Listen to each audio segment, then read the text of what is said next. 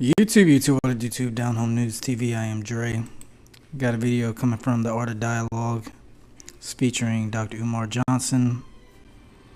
And the title of the video is Dr. Umar Johnson, or Dr. Umar goes in on Joe Biden dropping out of the presidential race and calls out Hulk Hogan. Oh yeah. Oh, that's the Macho Man.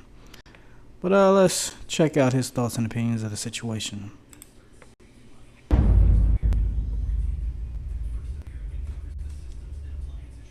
Dr. Umar, happy to have you on the platform, my guy. Peace and Pan-Africanism. Art, glad to be back. Hey, man, had to bring you back, man. You know, the people love your commentary, man. So, you know, it's only right to bring you back. Appreciate that. Much love to the supporters. Yes, indeed. So I got to ask you, right, about an hour ago, which is crazy, but, you know, Joe Biden, you know, he dropped out the presidential election. How you feel about that? Yes, sir. What is my reaction to President Biden dropping out of the 2024 presidential race? I have several thoughts. Number one, we have to put this within its proper political context. The United States government is not controlled by neither the Democratic Party or the Republican Party. They are simply the public government. The president, the Congress, the Supreme Court, they are the public government. But there is a private government. And that private government includes, but is not limited to, the National Security Agency, the Trilateral Commission, the Council on Foreign Relations, the Federal Reserve, and the Bilderberger Group. And the Bilderberger Group we need to pay particular attention to.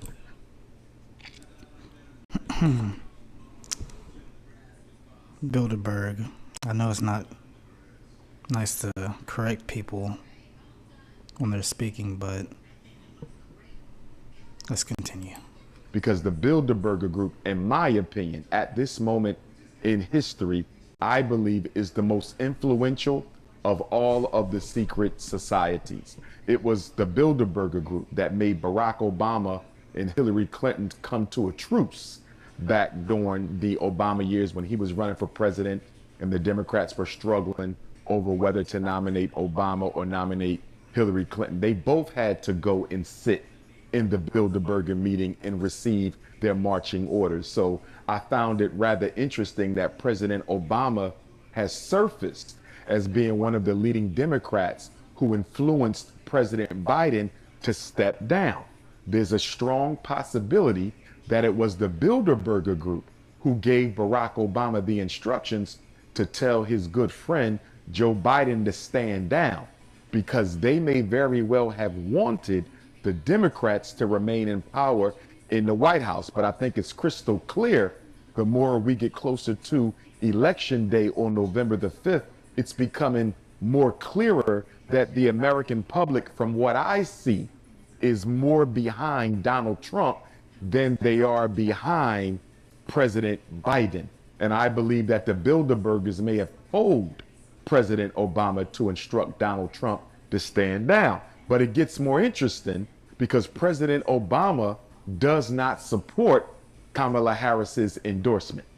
He said that the Democratic Party need to take a look at all of their potential contenders who could replace Joe Biden as the presidential nominee, which is kind of interesting from a personal standpoint because both he and Kamala Harris are two mixed race Africans who never really identified with black people, and both were puppets for the white power structure. So you would think he would have a lot more in common with Kamala Harris. It could be a case of narcissism, but no matter how you look at it, I wouldn't be surprised to find out that the shadow government instructed Barack Obama to make President Biden stand down.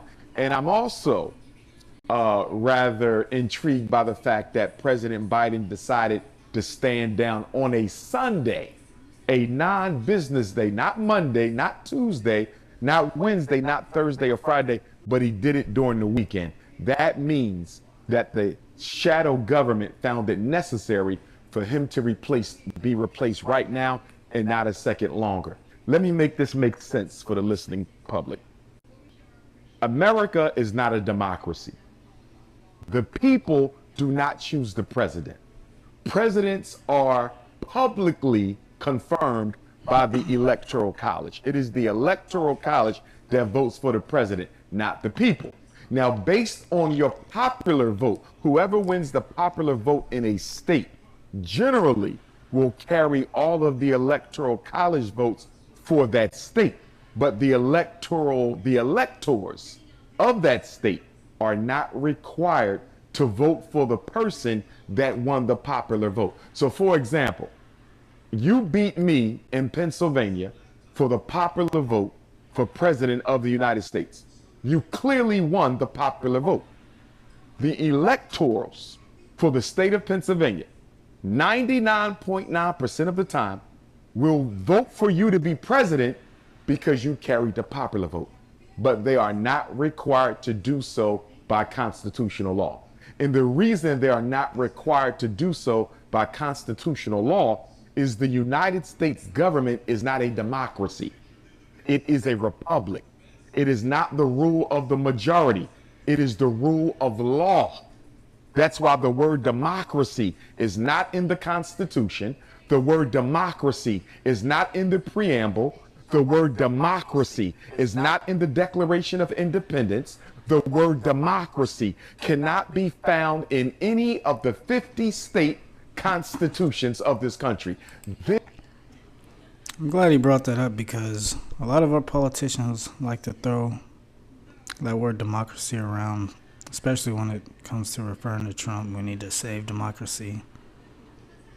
I'm glad he went through and explained that for myself and everybody else.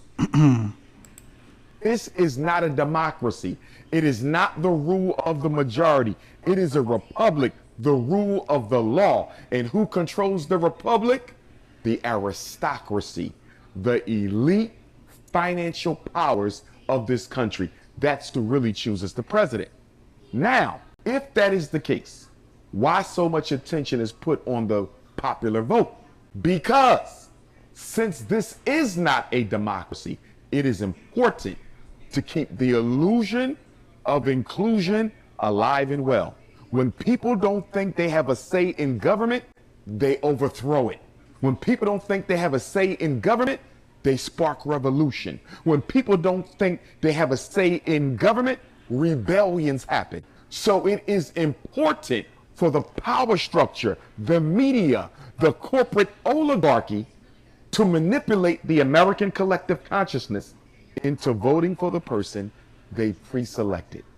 It is important that the people come to the same conclusion through manipulation and indoctrination as the power structure. When the power structure chooses... Some pretty deep stuff. I never really thought of it that way, but I did know that the electoral colleges had the ultimate say, even if they didn't agree with the majority vote. But typically, I don't think I could think of any time where the electoral college went against the popular vote. Not that I'm aware of, but let's continue on.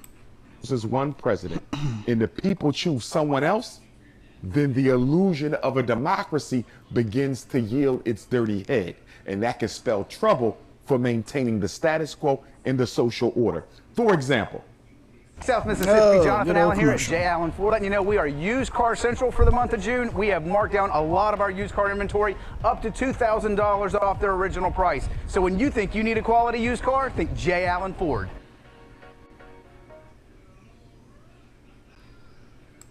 in our lives, we've seen twice where a presidential candidate who won the popular vote lost the White House.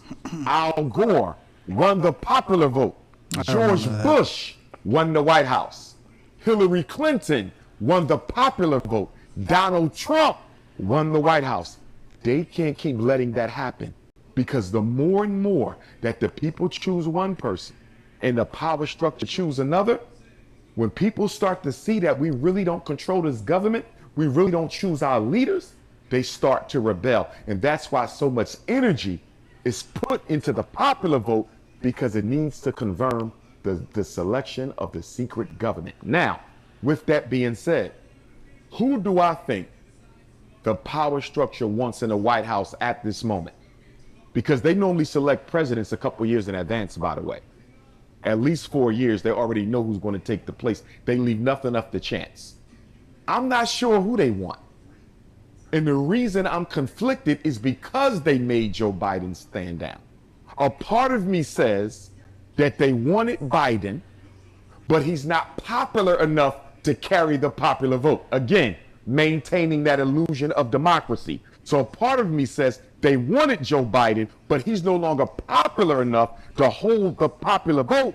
So to keep the illusion of democracy alive, we got to tell Barack Obama to tell him to stand down. Let's put somebody else in that spot and see if they can carry it. That's a part of it. It's a little off subject, but I recognize a lot of these people on the wall, but who is this person? Anybody? Anybody know? Let me know in the comments section.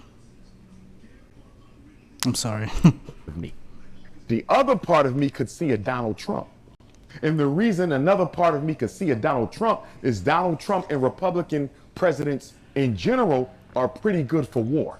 They're very good for sparking up war.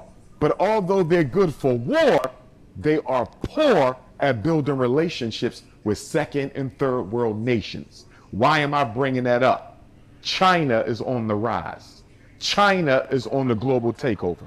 Can Donald Trump build the relationships with South Africa? Can he build the relationships with Nigeria and Cameroon? Can Donald Trump build the relationships with Ethiopia and Egypt that the shadow government needs America to have so they can? To my knowledge, I believe China's already, I don't want to say taking over, but making their presence felt in Africa, some parts of Africa. Can continue to go into the mother continent and freely exploit the resources. I'm not sure Donald Trump is the president to build those political relationships with Africa, Jamaica, Brazil, so forth and so on. I'm not sure he's good for that. And if he's not good for that, if the shadow government doesn't believe Donald Trump is good enough to build those diplomatic relationships so white corporate America can continue to rob the resources of the black nations of this world, then they might choose resources over war.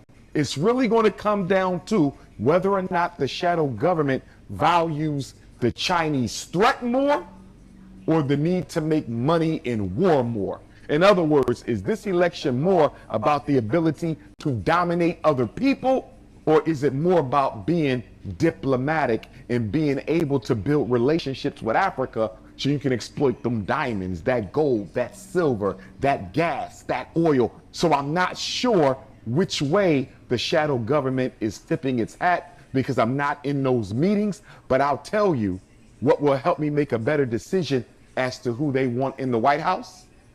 When I see who the final Democratic nominee is, if it's not going to be Kamala Harris, and who will be the vice presidential nominee for the presidential nominee. In other words, let me see who the Democrats end up with for president, and let me see who that Democratic presidential nominee ends up with for their vice president, and then I could probably give you a better idea as to whether or not the shadow government wants the Democratic president or the Republican president.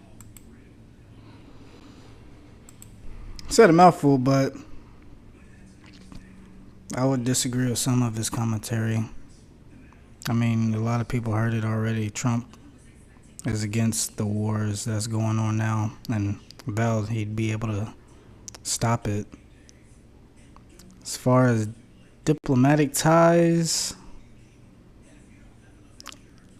I recall him saying that he would rather work with other countries such as Russia, because I think they're the biggest continent on the planet, and they got so many resources over there from what they say, that we should be in working relationships with Russia instead of trying to attack them. But said the same thing about Kim Jong-un too, but pretty sure y'all know China is their overlord, and Trump wanted to open up North Korea for building basically North Korea into like South Korea, being at a travel place, building shoreline hotels so people could come visit, things of that nature. But overall, Dr. Umar had a lot to say and opened my mind up a little bit more. And yeah, let me know what y'all think about this video. Down Home News TV. I'm about to go find something to eat. Have a good